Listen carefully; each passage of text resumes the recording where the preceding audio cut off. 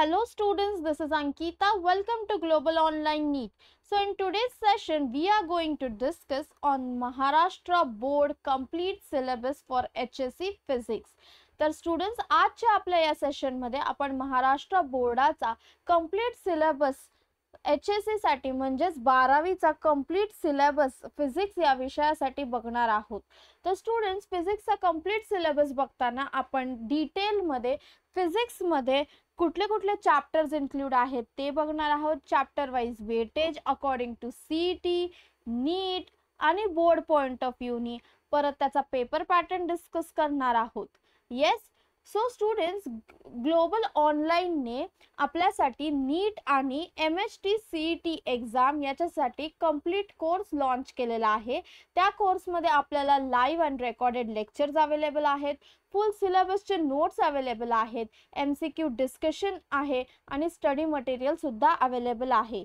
तर तुम्हाला या कोर्सला जॉईन करण्यासाठी दिलेल्या व्हॉट्सॲप नंबरला कॉन्टॅक्ट करायचा आहे और एल्स तुम्हाला ग्लोबल ऑनलाईन ॲप हा डाउनलोड करायचा आहे जेणेकरून तुम्ही या कोर्सला ॲक्सेस करू शकता. So students, the important announcement that की येत्या 20 एप्रिलला आपली MHT CET आणि नीटचे बॅच स्टार्ट होणार आहे. So please to get complete information about it, please contact on this number. Okay, so let's start with the session. So physics या विषयासाठी या सेशन मध्ये मी 11th and 12th दोन्ही स्टँडर्डचे सिलेबस कव्हर केलेले आहेत. तुम्ही बघू शकता चॅप्टर आणि सब टॉपिक्स अवेलेबल आहेत. Circular motion, gravitation, rotational motion, oscillations, elasticity, surface tension, motion simple, stationary wave study, kinetic theory of gases and radiation म्हणजेच KTG chapter, KTG, right? Next is wave theory of light, interference and diffraction, electrostatic, current electricity, again important chapter, Kirchhoff's law, Wheatstone bridge, right? Magnetic effects of electric current, magnetism, EMI, that is electromagnetic induction, electrons and photons, त्याच्यापैकी photo electric effect, right? Photo electric effect, then Einstein equation, हे important आहे या chapters मधून. Atoms, molecules and nuclei, semiconductors आणि communication system. So total एवढेच सगळे chapters 11th and 12thच्या सिलेबसमध्ये कव्हर आहे जे आपल्याला NEET as well as CET point of व्ह्यूसाठी इम्पॉर्टंट आहेत. नेक्स्ट, आता coming to the 12th standard syllabus. तर 12th स्टँडर्डच्या सिलेबसमध्ये टोटल 16 चॅप्टर्स इन्क्लुडेड आहेत स्टुडंट्स. येस, तर आता आपण या 16 चॅप्टर्सचं weightage according to the board, CET आणि नीट बघणार आहोत. Yes, so there are total 16 chapters. हे वेटेज बोर्ड्स पॉइंट ऑफ व्ह्यूने आहे, हे weightage MHT CET point of व्ह्यूने आहे आणि हे वेटेज नीट पॉइंट ऑफ व्ह्यूने आहे. जर तुम्ही ओव्हरऑल 16 चॅप्टर्स बघितलं student as per the board point of view, तर most of the range is from 4 to 5 मार्क्सचं वेटेज आहे according to the boards, right? आणि जर MSCETच्या पॉइंट ऑफ व्ह्यूने बघितलं तर 3 to 2 मार्क्सचं वेटेज आहे. फक्त एकच चॅप्टर आहे मॅग्नेटिक मटेरियल, त्याला 1 मार्क्सचं वेटेज दिलेलं आहे, जेणेकरून याच्यावरनं क्वेश्चन्स येऊ पण शकतात किंवा नाही पण येत, राईट?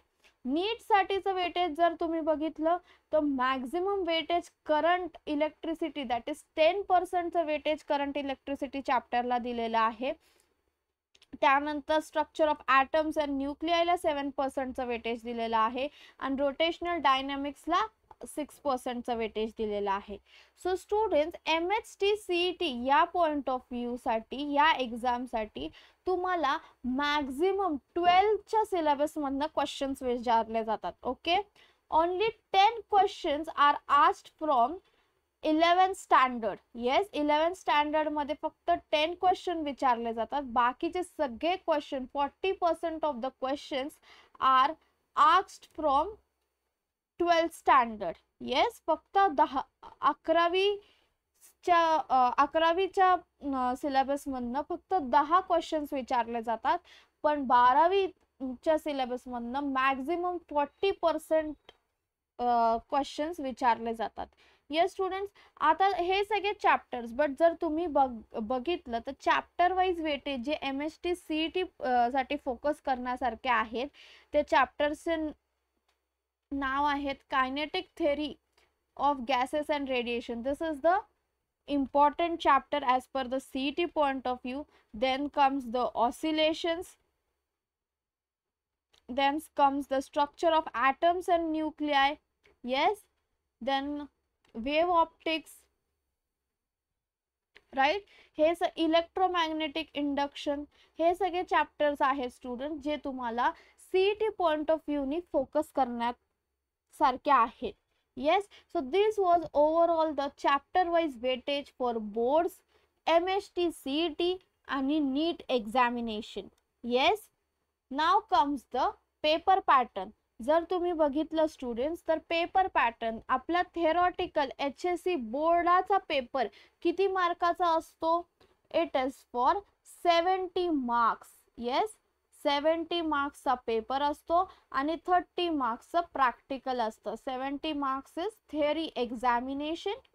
येस, आणि 30 मार्क्सचं प्रॅक्टिकल आहे. या 70 मार्क्समध्ये तुम्हाला कुठले टाइप्स ऑफ क्वेश्चन्स विचारले गेले तर MCQ, VSA that is very short answer questions, short answer question 1, short answer question number 2 and long answer question.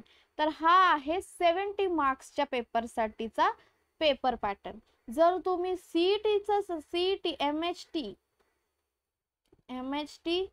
CET examination वर फोकस केलं स्टुडंट्स तर या एक्झाम मध्ये तुम्हाला 100 मार्क्स फिजिक्स आणि केमिस्ट्री हे दोन्ही मिळून 100 मार्क्सचा पेपर असतो. एका मार्काला एक क्वेश्चन विचारलं जातं. येस, जर CET साठी बघितलं आणि जर तुम्ही नीटला फोकस केलं स्टुडंट्स, नीट, येस, नीट परीक्षेमध्ये तुम्हाला फिजिक्स साठी 180 मार्क्स आहेत. Yes, 180 marks for physics subject.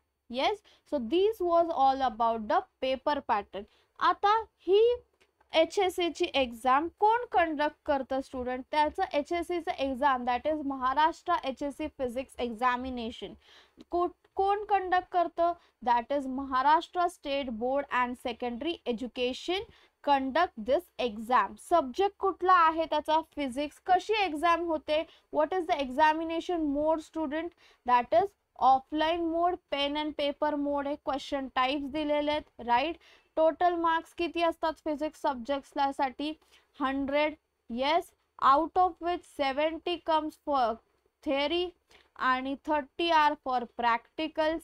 Yes, so आणि जर ड्युरेशन किती आहे? 3 आवर्सचं ड्युरेशन आहे. जर तुम्ही बघितलं पेपर पॅटर्न तो ऑब्विसली फक्त थेरॉटिकल म्हणजे क्वेश्चन आन्सर्स वर पेपर आहे का student? No, the subject is physics, म्हणजे तुम्हाला ऑब्विसली या पेपरमध्ये न्यूमरिकल्स पण इन्क्लुडेड असणार आहेत, राईट. आणि सिलेबस कव्हर झाला तर overall all the 11th standard basic concept आणि 12th स्टँडर्डचा फुल सिलेबस आपल्याला एक्झाम साठी गरजेचा आहे.